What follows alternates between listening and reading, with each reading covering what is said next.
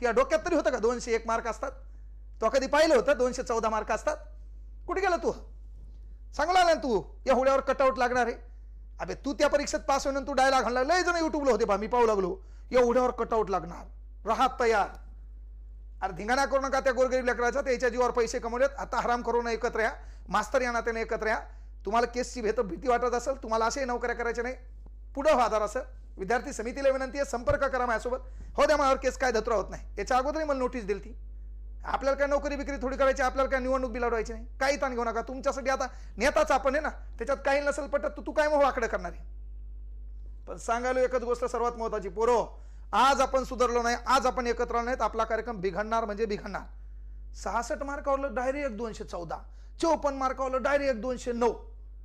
आता मला सांग, वनरक्षकला एवढे मार्क आहेत, यानं 15 दिवसात नेमकं वाचलं काय बाबा? कोणतं पुस्तकालयाला शिकवणारा मास्तर कोण होता?